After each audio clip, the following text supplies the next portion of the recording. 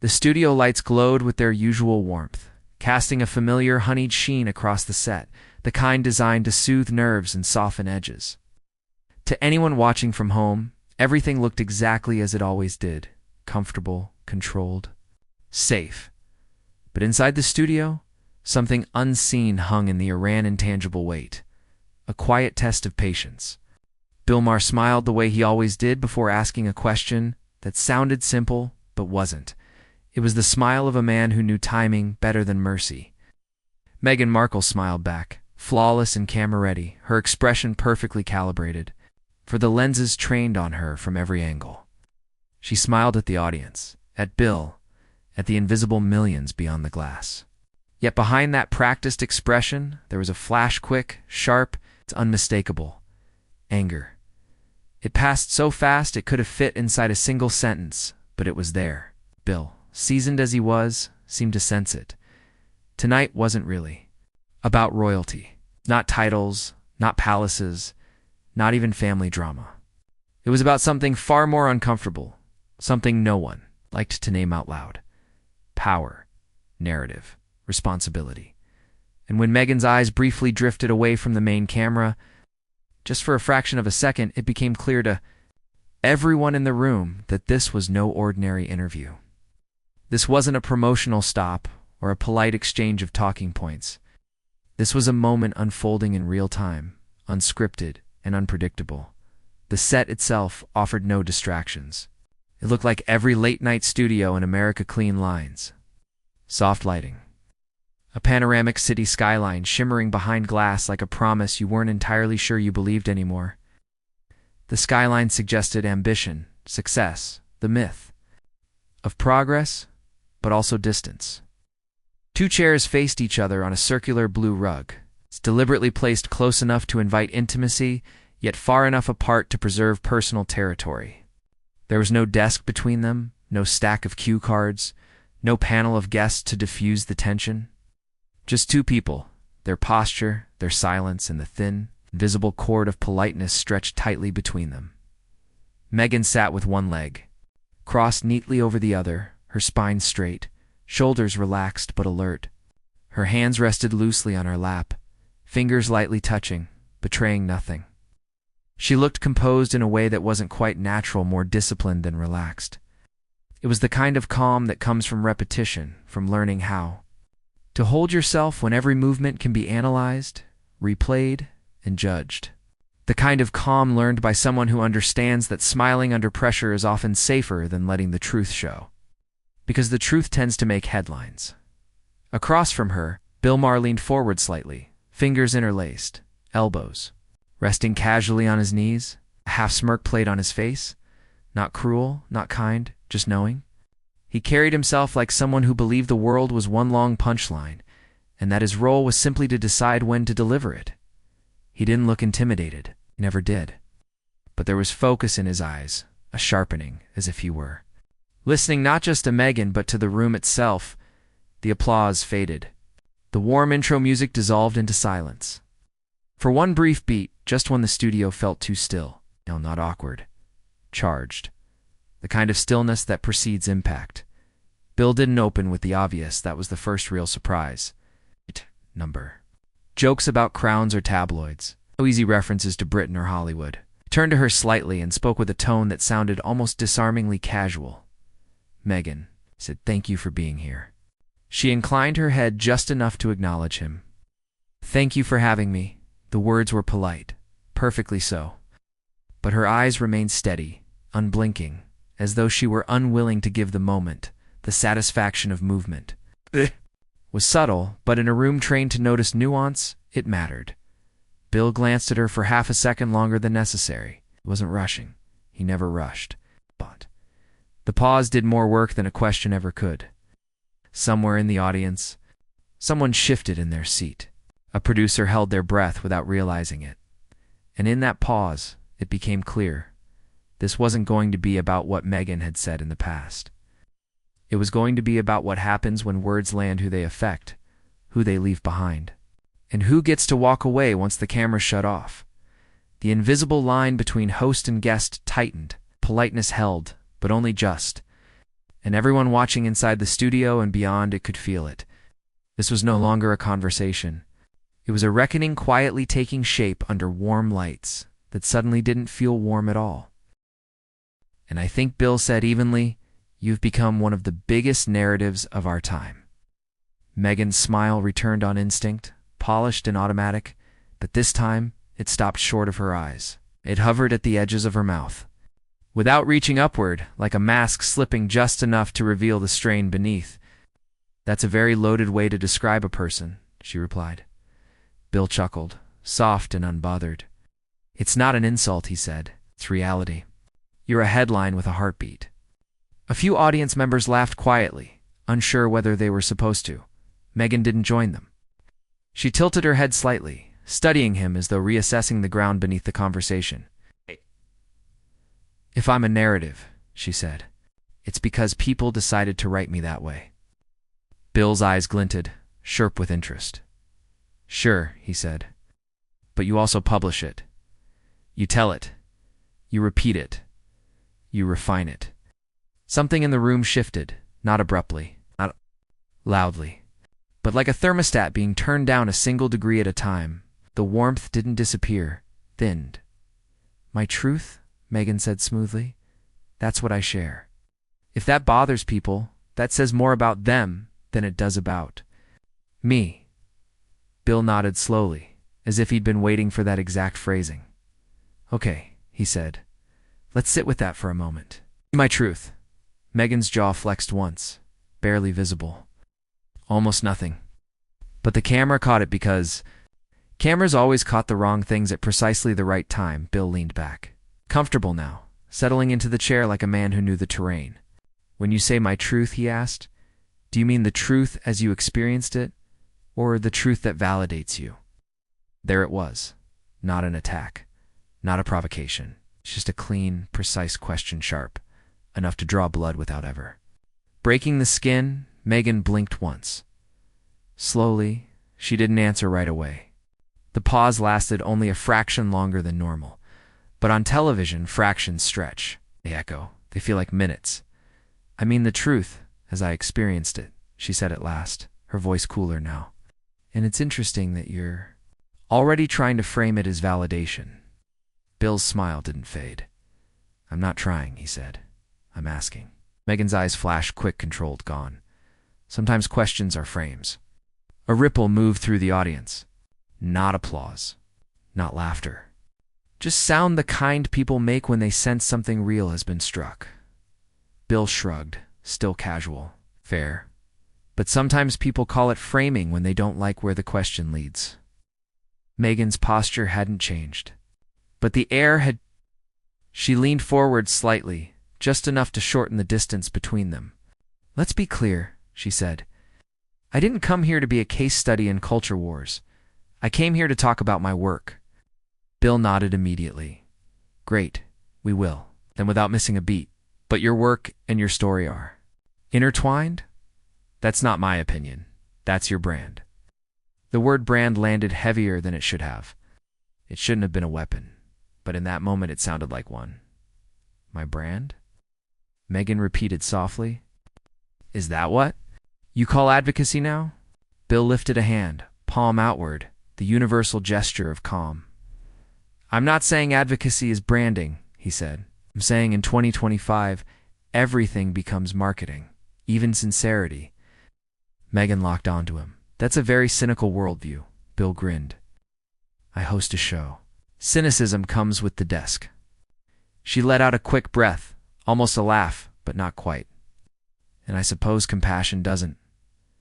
His eyebrows lifted. "See, now we're getting somewhere." Meghan adjusted the cuff of her blouse, a small, deliberate motion. It looked less like fidgeting and more like armor being tightened. Bill leaned in again, voice steady, friendly, dangerous, calm. "Here's what fascinates me. You say you want privacy, but you produce content about your life. You say you want peace, but you engage in battles.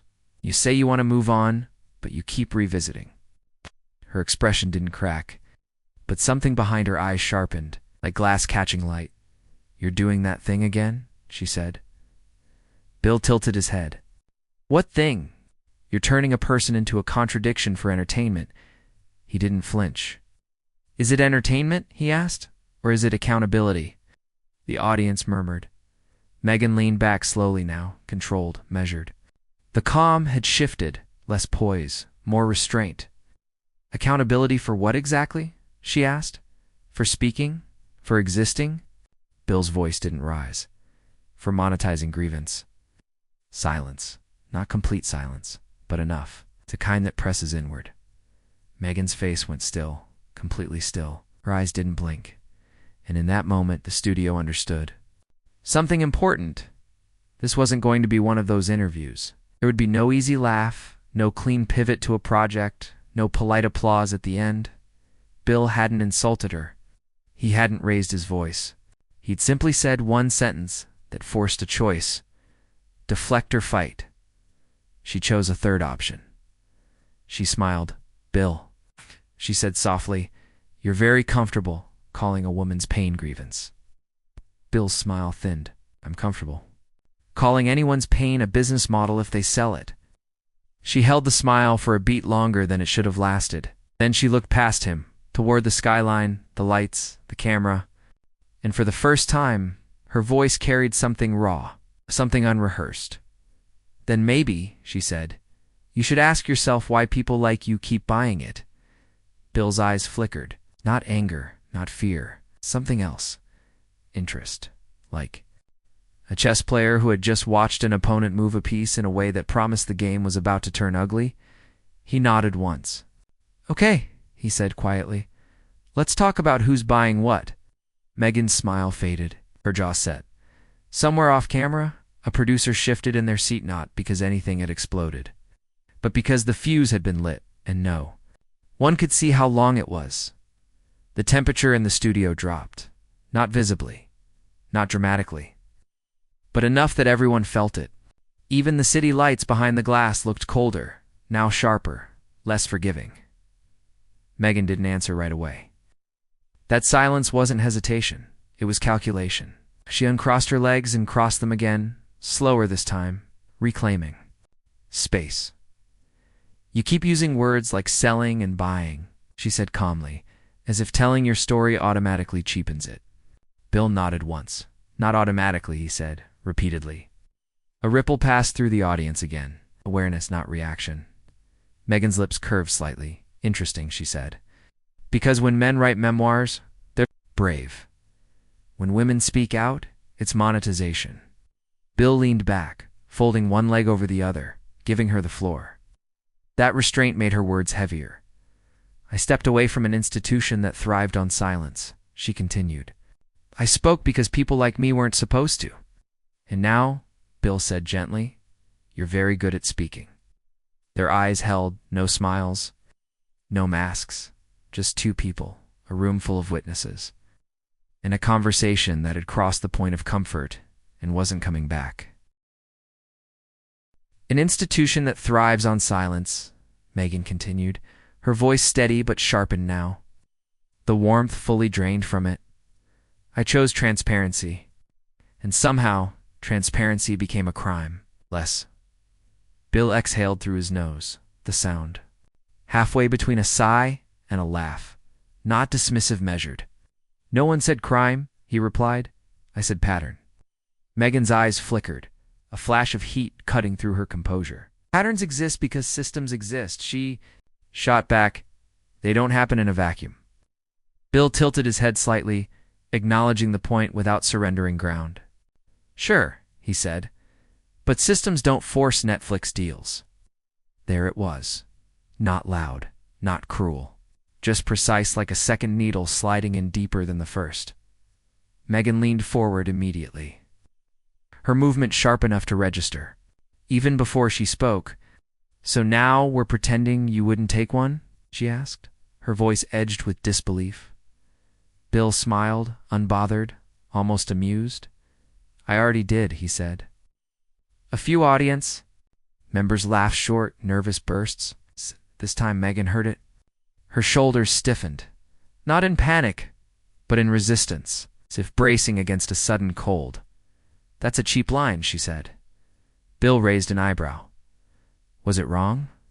Meghan straightened fully now, reclaiming her posture, her space. The softness was gone. The careful diplomacy had evaporated.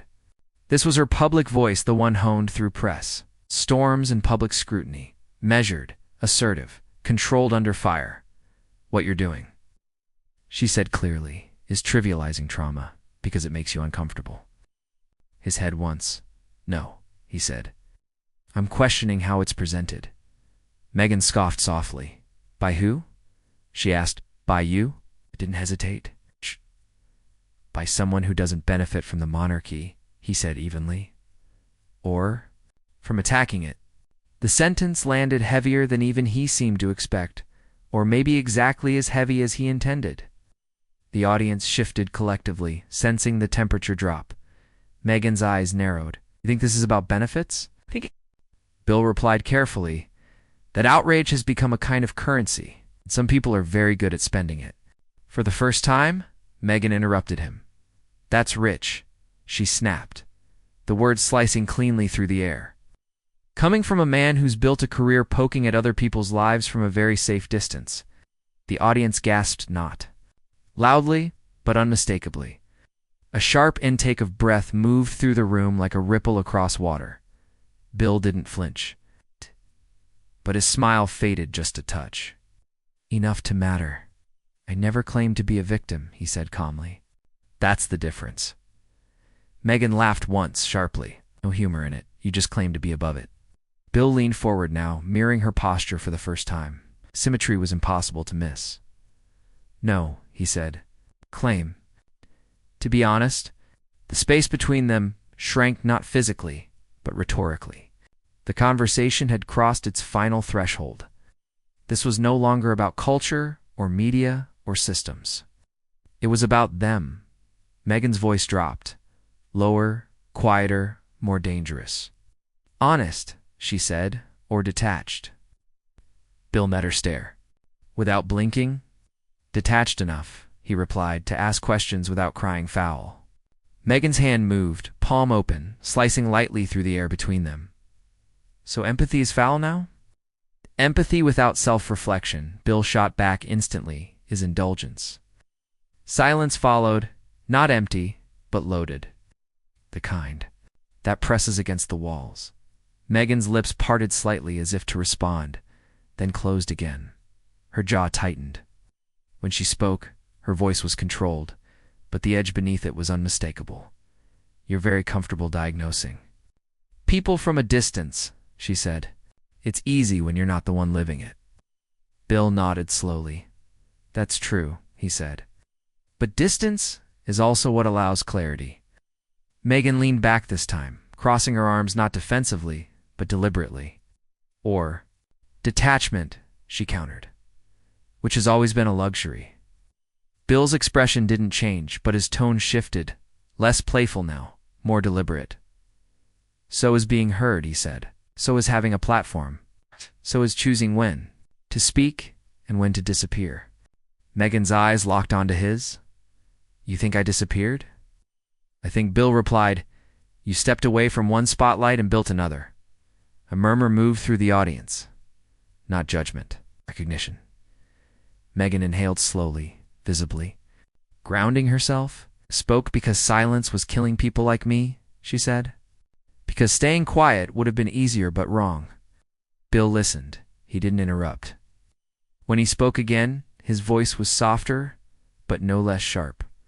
And I'm asking whether repeating that story again and again, eventually, changes its purpose. Purpose doesn't expire, Meghan said firmly. No, Bill agreed, but impact does.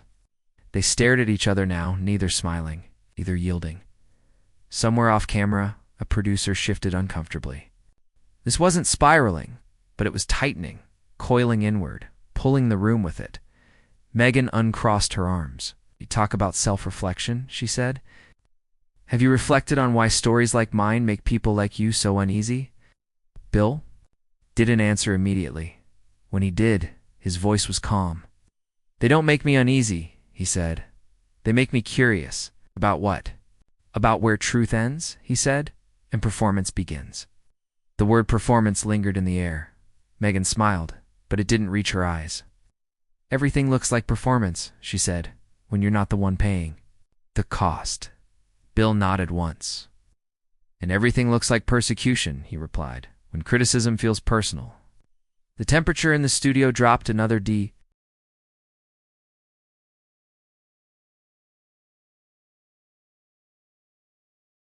The audience reaction was louder this time.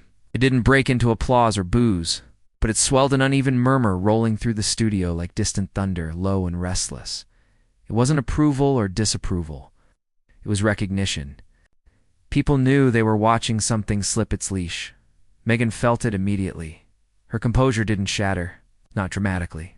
It cracked just a hairline fracture, subtle enough to escape casual notice, but impossible to miss if you knew where to look. Her breath quickened, not enough to be obvious, but enough to alter the rhythm of her speech. She spoke faster now, urgency edging into her words. "You sit here," she said, gesturing lightly toward Bill. "Comfortable, wealthy, untouched by tabloids that dissect your body, your marriage. Your motherhood," Bill interrupted her gently, but firmly. The way someone does when a conversation is about to slide into a place neither of them can control.